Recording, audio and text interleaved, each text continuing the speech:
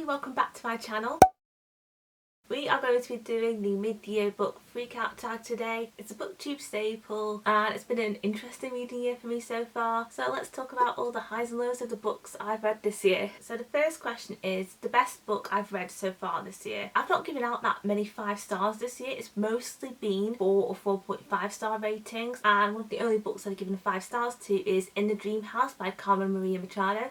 It was the very first book I read this year. I really loved it, and I know in December when I sit down to put together my list of the favourite books of the year, this one will definitely be on that list. It is a memoir of the author talking about her experience of being in an abusive relationship with another woman, told in these beautiful vignettes, beautiful imagery and writing, and also delves into like media representation, like the archives of queer history and specifically female-female relationships. The audiobook is genuinely one of the best audiobooks I've ever listened to. It's narrated by the author. She is an amazing emotive narrator. I would really recommend this book if you haven't read it already. Look up the concept warnings first, and I think that even if you don't usually read memoirs or just like this style of book in general, I think you would enjoy it. It's a hard read, but it's definitely still enjoyable at the same time, which doesn't make much sense. Let's just say it's an experience reading that book. The next question is the best sequel you've read so far. I am going to give the exact same answer I gave last year, well thereabouts, because I've only read one sequel this year. So yeah, the best sequel I've read so far is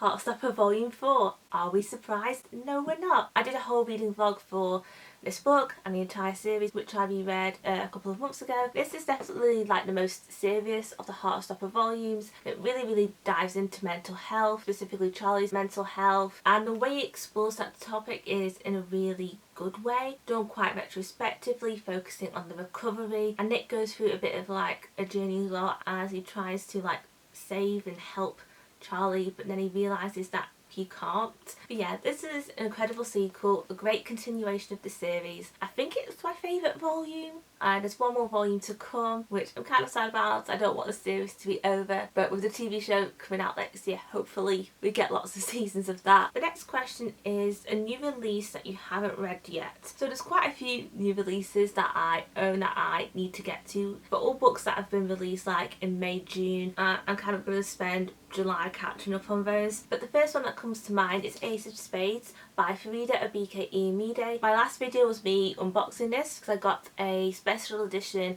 Illumicrate Crate debut box. This is a YA dark academia thriller that is pitched as Gossip Girl meets Get Out. Personally, I've never watched Gossip Girl, but I love the film Get Out. Like I said, I've never seen Gossip Girl, but I know the premise of the show. I think the combo of those two things sounds really interesting. It has had incredible reviews so far, and yeah, it's about our main characters, Chiamaka and Devon, and there's an anonymous texter in their like boarding school, private school, who called Aces, who is like out to get them both and kind of bringing their dark secrets to light. Yeah, this is a book I've heard nothing but good things about, and I'm very excited to read it. I guess the bonus answer to this, but I am currently reading it, is One Last Stop by Casey McQuiston, and this is my most anticipated novel of the year. I'm only 60 pages in, but yeah, I guess this is like a bonus answer for a release that I haven't read yet. The next question is anticipated releases for the second half of the year. For like the last quarter, like fall and winter, there are like no books on my radar at all, which is kind of a good thing and a bad thing. It's good that I can catch up on other books, but either way. A couple of books coming out in July and August that I'm looking forward to. So in July we have Billy Johnson's next novel, Rise to the Sun, which is a sapphic novel, I believe, that's set at like a music festival. We also have Reputation by Lex Croucher, which is a debut novel. It's like a historical fiction Regency era. It's like pitched as Bridgerton meets Mean Girls. Also in July there's Afterlove by Tanya Byrne. I need to pre-order. I actually need to pre-order all of these books. I'm just looking through my Goodreads shelf right now of 2021 releases. In August, Dean Atta, who is the author of The Black Flamingo, one of my favourite books of last year, he has a book coming out in the beginning of August called Only on the Weekends. It doesn't have a cover yet, which I don't know if I should be concerned about or not. That's what I'm looking forward to. There's also I think it's a graphic novel. Yeah, it's a graphic novel that recently came onto my radar called Cheer Up, Love and Pom Poms by Crystal Frazier. illustrated by Val Wise. Then we also have a fantasy called The Wild Ones by Nafisa Azad. I mainly added this book for the cover, I'm not gonna lie. It's described as a thrilling feminist fantasy about a group of teenage girls endowed with special powers who must band together to save the life of the boy whose magic saved them all. And that one is coming out in the first week of August as well. The next question is your biggest disappointment of the year. So I'm going to say for this one, Like Home by Louisa and Nome. I talked about this in my last wrap-up video. It's a book that was unfortunately an anticipated release, but I ended up DNFing it. And it's one I felt really terrible about because, you know, it's a debut author and it's about an important topic and it generally has good reviews on Goodreads, but I just had a hard time connecting to the characters, being invested in their story, and I thought that the main character was written kind of immaturely or just like in a juvenile way. Like, she's 16 years old but she seems young for 16, like she was freaking out over a bra. Considering that I've not given out that many 5 stars, there's not really been a book that has like massively disappointed me yet, touch wood, other than that DNF I just mentioned. Next question is the biggest surprise, and for this one I'm going to say Counting Down With You by Tashi Buyan. This was an anticipated release, but it is a YA contemporary romance which are usually a bit hit or miss for me, but I ended up really loving this. I gave it 4.5 stars. I really enjoyed the relationship. It was like, it's a fake dating story, which is a trope that I've discovered that I really enjoy in books. I love the relationship. I love the aspect of mental health. That is definitely one of the key themes of the book, because our main character Karina, that's the thing that she is struggling with, and there were definitely some scenes that made me more emotional than I expected to. It was a really solid debut. She does have a new novel coming out next year which I will definitely be wanting to read, and yeah, I really recommend this book. If it's been on your radar, go and pick it up. I've seen people compare this to like the Lara Jean series a bit, or just comparing the two main characters' relationship to Lara Jean and Peter Kavinsky, but honestly I prefer Karina and Ace's relationship. I think their relationship is more healthier. Next question is favourite new author. This can be an author that is new to you or a debut. I think for this one I'm going to go for Adiba Jagadar, who's the author of Honey Inishu's Guide to Fake Dating. I read this month. I really loved it. I gave it 4.5 stars. This is her like sophomore novel. I haven't read her debut, The Henna Wars, which came out last year, but this was really solid. I loved it, and I have heard that her debut, The Henna Wars, is just as good, so I would definitely be checking that out and picking that up. And I think the author is definitely one that I'll be keeping my eye on for any of the new releases, whatever she puts out next, because I think she's a really great author. The next question is one that I don't really like. It's newest fictional crush. I don't get crushes on book characters, so moving on. The next question is newest favourite character, and I don't know, I think maybe a combination of both Honey and Issue. I don't really know yet with you who like a favourite character for me would be. Like I've mentioned, I'm 60 pages into One Last Stop, and I feel like the main character August, she could become a favourite. Next is a book that made you cry.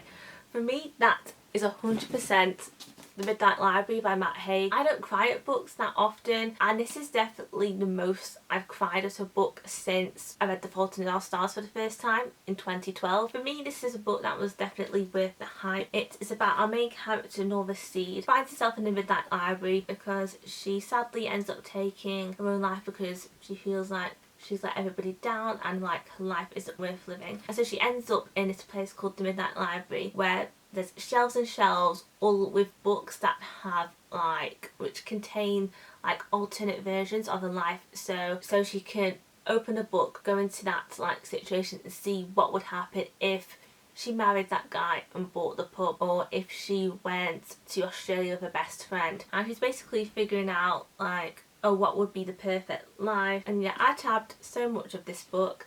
I really loved it. For me, it's definitely worth the hype, and like I said, I cried so much at this book, like I think everybody did. You've probably read this book by now, but I would really recommend it, especially if you're a fan of like magical realism. Next question is a book that made you happy. For this I'm going to say Kate in Waiting by Becky Albertalli. I guess this one will count as a bit of a surprise because even though Becky Albertalli for me is like an auto-buy author, I've had kind of mixed experiences with her books, but I read this at like the perfect time because like in March I had a bit of a reading slump. I only read one book that month, and This came out like middle of April, and around the time it came out I've been reading quite a few books that were not like super heavy, but they were like kind of your literary fiction novels that were like great, but they were quite difficult or hard to read. And I had this on pre-order. I did actually start reading another book, like a fantasy book, but I kind of realised that, you know, I just need an easy, light, contemporary novel, and this scratched that itch perfectly. At that time it was like, I read it and it was like the most I'd enjoyed reading a book in like quite a while. I had such like a fun experience reading this. I don't know if it was like the happiest novel. It was, well, yeah, it's a happy novel. This book is about two best friends, Kate and Anderson, who have a crush on the same guy. Their crush is a guy that we met at like theatre camp, and then he turns up at their high school on like the first day of the term. They've always had like communal crushes. This is the first time when real feelings are involved for them, so things definitely become a bit complicated and messy for their friendship. But yeah, for me this was such an enjoyable novel. I read it right at the perfect time. It was fast paced. I read it so quickly. Out of the Becky Albertalli novels I've read, I would definitely rank this up there with like Simon versus the Homo sapiens and Gender, because fully enough, even though I've read pretty much all of Becky Albertalli's like backlist, I haven't read the upside of Unrequited yet. I still say that Simon versus the Homo sapiens and Gender is my favourite of her books, and I'll say that this book is definitely up there with that novel as well. Next question is the most beautiful book you acquired this year. That would definitely have to be Malibu Rising by Taylor Jones. I've not read this book yet, but I definitely will be soon. I'll start off by saying the only thing I hate about it is like this sticker that says best-selling author of Daisy Jones and the Six, because it's a fake sticker, you can't take it off. That's the only thing I don't like, but I just love it. It's so beautiful, like the watercolours and like the sea. I just think it's absolutely stunning. And then Naked, this book is like a beautiful like seafoam green. The end papers are absolutely gorgeous as well. These like watercolours of the ocean. No word of a lie, when I saw these end papers I literally gasped. But yeah, it's an absolutely beautiful book, and I'm so excited to read this soon. And then the final question is, what books do you need to read by the end of the year? So many. I'm not sure whether to go for like backlist titles or new releases. I would like to get through the thrillers I own. I have quite a few on my TBR. Read all the new releases I acquire and finish anything I'm currently reading, because right now I am currently reading like 6 books. I'm not like actively currently reading all of them. There's a couple that I've put on pause. I'm always like too embarrassed about the amount I'm currently reading that I haven't marked them as currently reading on Goodreads. But my goal by the end of the year is to get my currently reading down to 0. So yeah, that was the mid-year book freakout tag. Let me know in the comments below what was the most surprising book you've read this year, or tell me what the best book you've read so far this year is. If you like this video, feel free to give it a thumbs up and subscribe to my channel if you would like to see more of my videos. I hope you have a great day, and I'll see you in my next video. Bye!